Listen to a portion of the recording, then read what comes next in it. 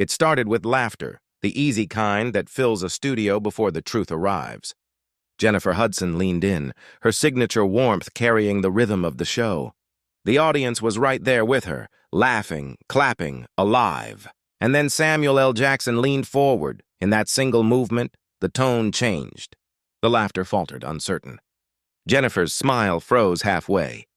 The camera zoomed in just enough to catch the look in Samuel's eyes. Steady, unreadable, but blazing with something that didn't belong to late-night television. For a second, the lights felt too bright. The air too thin. Viewers at home would later describe it as the moment everything shifted. But in that studio, it was simpler than that. It was instinct. Everyone felt the weight of something unspoken pressing down. Jennifer tried to recover, her voice searching for its familiar rhythm. "Now, Sam, you've always been one to," she began. But the sentence never finished. Samuel's expression stayed calm, but his silence spoke louder than any monologue. It wasn't anger, it was recognition. A man deciding right there on live television that he wasn't going to play along anymore. The band stopped smiling. The audience didn't know whether to clap or hold their breath. Even the producers in the booth hesitated before cutting to a wide shot, hoping the tension would dissolve on its own. It didn't, because in that quiet, something far louder was beginning, something no one on that stage could control. No one realized it yet, but that silence was about to explode. Hours before the lights flared and the crowd took their seats, the energy backstage was already uneasy. Makeup brushes swept across faces, stylists whispered in shorthand, and somewhere between laughter and silence, the air thickened. Jennifer Hudson sat poised at her vanity, humming under her breath, a picture of calm professionalism. She'd done this 100 times before, big guests, big moments. But something about today felt different. Down the hall, Samuel L. Jackson paced like a storm contained in human form. His voice low, words clipped. "Respect," he muttered under his breath, almost like a mantra. To anyone else, it might have sounded casual. But for those who knew him, it was a warning. A young producer tried to ease the mood, tossing out a well-meaning comment. "Let's just keep things light today, folks. No heavy stuff, no politics." Samuel stopped pacing, turned. His look alone froze the air. "You think what I bring is heavy?" he asked quietly. The producer laughed nervously, brushing it off, but the words lingered, sharp as glass, buried just beneath the surface. In the next room, Jennifer glanced at the monitor showing a live feed from the stage. She caught Samuel's reflection in the background, still focused, waiting. Something in her chest tightened. She knew what that kind of stillness meant. As the floor manager called 5 minutes to air, crew members exchanged looks. The kind that said something's coming. The laughter backstage turned forced. The countdown to live began. 5, 4, 3. Samuel took his seat, expression calm but unreadable. Jennifer smiled for the camera, but the corners of her eyes betrayed her awareness. When the countdown hit 1, no one was ready for what would follow. It started with a smile. That easy. Talk show kind of warmth that disarms before it detonates. Jennifer leaned forward, cue cards in hand, her tone light, her eyes gleaming with mischief. "Now, Samuel," she began, laughter still flickering around the edges of her words. "People say you've got that Hollywood anger down to a science. You ever have to turn it off when the cameras stop rolling?" The audience chuckled. They thought it was a joke. Samuel didn't. He didn't move at first. Just a slow inhale, the kind that buys time while the mind decides whether to explode or enlighten. His gaze sharpened. Jennifer's smile faltered, just a fraction. The cameras caught it, that subtle shift, the spark right before combustion. To most, it was a harmless question. But to him, it was layered. A lifetime of being told to tone it down, to play roles that fit a box, to perform emotion, but never embody truth. Behind that studio smile, he heard the echo of every casting call where they'd said, "Too intense." Every interview where they'd joked, "Why so serious?" He leaned in slightly, voice even, deliberate. "You mean passion?" Jennifer blinked. "Oh no, I mean," he cut her off, not loud but final. Because anger's the label folks use when they're scared of what passion looks like in a man who won't shrink. The laughter that followed was nervous. You could hear the audience deciding in real time whether to laugh or listen.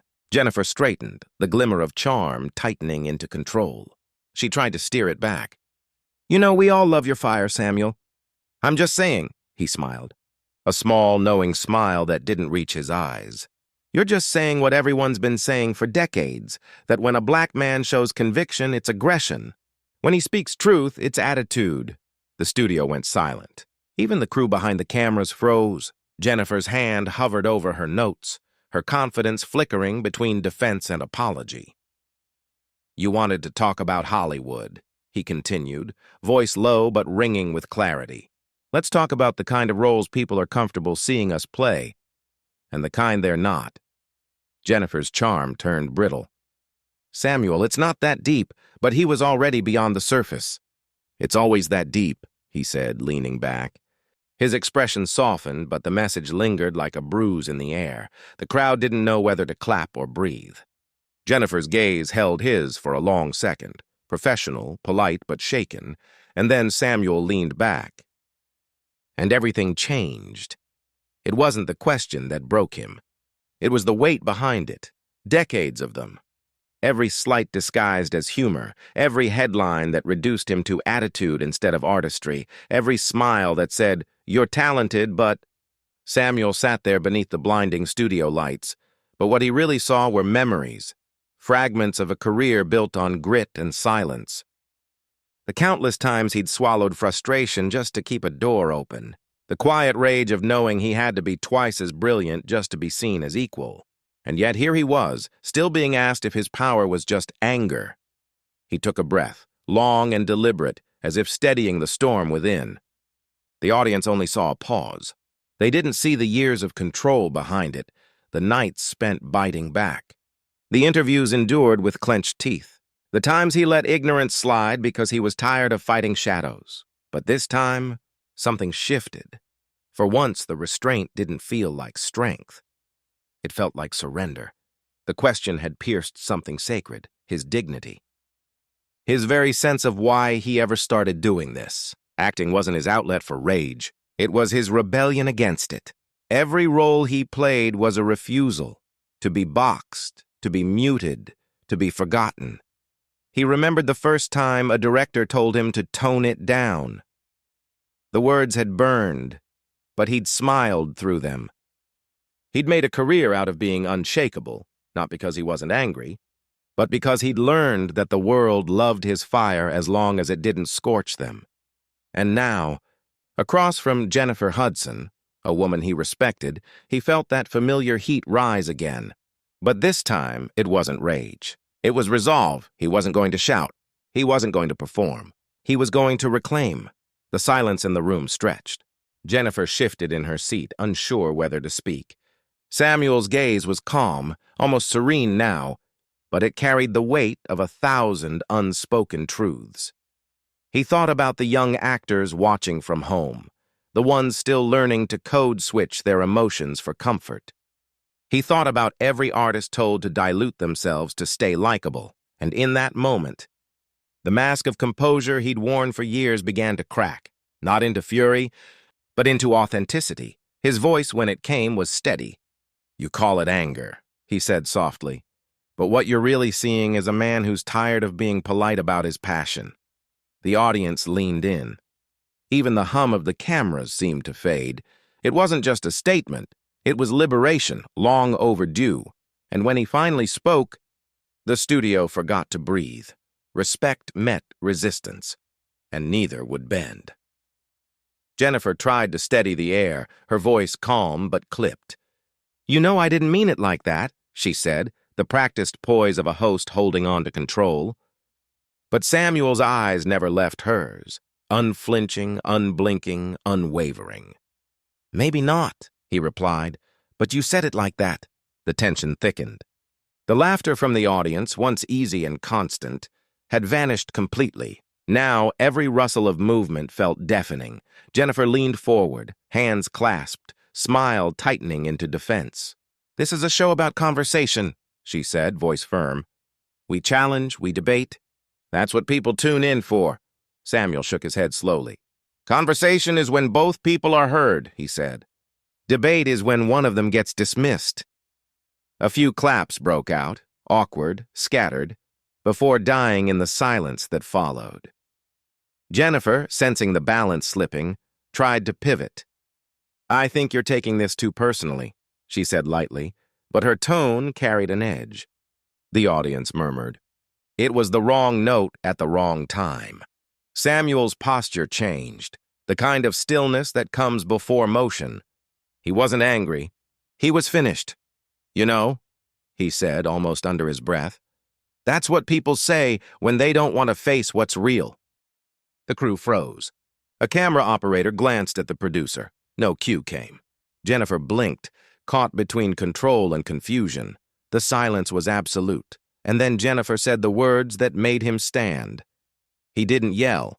He simply stood, and the studio felt it. The chair scraped against the polished floor, the sound slicing through the heavy silence. Every eye followed Samuel as he rose, deliberate and calm, like a man who had already said everything that mattered without needing another word. His earpiece dangled from his shoulder, still connected, still live, but he didn't care. Jennifer blinked, stunned, still mid-thought, her cue cards trembling slightly in her hands. "Wait, Samuel," she called, her voice cracking just enough to reveal something she hadn't planned to show. Panic. But Samuel didn't stop. He turned just enough to meet her gaze, his face unreadable, calm, steady, unflinching. "You asked what anger looks like," he said softly. "It looks like being tired of pretending." Gasps rippled through the audience. The moment wasn't loud, it was seismic. The kind of silence that holds more weight than applause. Jennifer tried to recover, forcing a smile that faltered almost instantly. "We're all good here," she said, half to the cameras, half to herself. But her voice sounded small against the echo of his words. Samuel walked toward the edge of the stage, each step echoing under the lights. The crew, unsure whether to cut to commercial or let the scene play, stayed frozen. One camera followed him instinctively, capturing the image that would replay millions of times before the night was over. Samuel L. Jackson, walking off live television with the composure of a man reclaiming his ground. He paused near the curtains, hand-brushing the fabric, and looked back just once. His eyes said what his voice didn't need to. Enough. The audience didn't move. Some were in awe, others confused, a few applauding without realizing they were doing it. Jennifer exhaled, setting her cards down with a trembling hand. The smile was gone now, replaced by a flicker of respect, or maybe regret. The show's theme music began faintly in the background, a desperate attempt to fill the void. But nothing could drown out the energy he left behind, a statement louder than any rant, cleaner than any confrontation. Samuel disappeared backstage, the curtain swinging gently behind him like the final frame of a film. For a moment, no one on set spoke. Then the producer's voice cracked through the headset. "Cut to break, now!" The screen faded to black. But once he left, the real firestorm began. By sunrise, the clip had broken the internet and split it in two. One 30-second moment, replayed a million times, became the pulse of a new digital storm. On Twitter, hashtags lit up like wildfire. Soccer's Samuel walks off, respect over ratings, Hudson vs. Jackson. Within hours, it wasn't just a moment. It was a movement. A viral tweet read, "Samuel L. Jackson didn't lose his temper. He just refused to play along. There's a difference." Another fired back. "If you walk off an interview, you've lost control. That's not dignity, that's ego." YouTube thumbnails screamed headlines, "The walk-off that shook daytime TV." And was Jennifer Hudson out of line? Influencers dissected every glance, every pause, every syllable like forensic experts analyzing history. One clip looped endlessly, Samuel pushing back his chair, eyes steady, voice calm. In the comments, strangers fought wars over what it meant. Some saw a black man demanding respect from an industry built on subtle disrespect. Others saw arrogance dressed as confidence. The internet, a mirror of society, reflected every bias, every wound, every projection. Even celebrities joined the crossfire. Viola Davis tweeted simply, "Boundaries are power." Dwayne "The Rock" Johnson reposted the clip with the caption, "That's how you handle it. Calm, firm, done." Meanwhile, one late-night host joked, "Next time someone asks about my attitude, I'm pulling a Samuel." TikTok flooded with reenactments. Teenagers mimicked the scene. Motivational pages used his line, "It looks like being tired of pretending," as a new mantra for authenticity. For a world addicted to outrage, this moment became something rare, a mirror and a question. Everyone had an opinion, but few had perspective, because underneath the noise, buried beneath the debates and memes, was something quieter, something true. Samuel hadn't just walked off a stage. He'd walked out of a script written long before the show began, and what most people missed was the quiet message hidden in the chaos. He didn't storm out in anger. He walked out in principle. What looked, in the moment, like defiance was really discipline.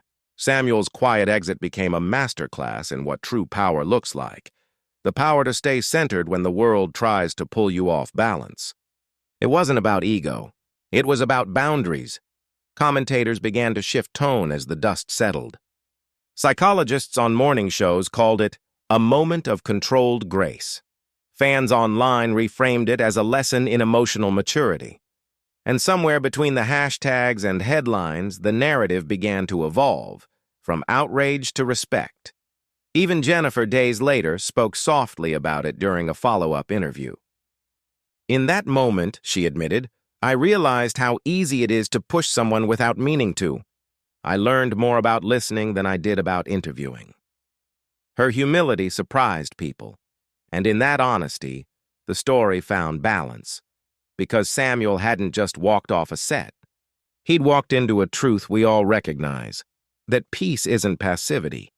It's strength under control. The act of choosing calm over chaos, dignity over drama, has become a rare rebellion in a world addicted to conflict. Clips of his words were now overlaid with music on motivational reels.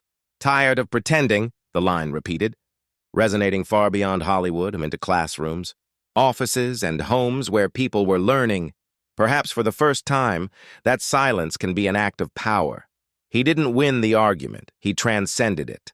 And that's why his moment lasted longer than any debate, any headline, any viral tweet, because sometimes walking away is the loudest statement.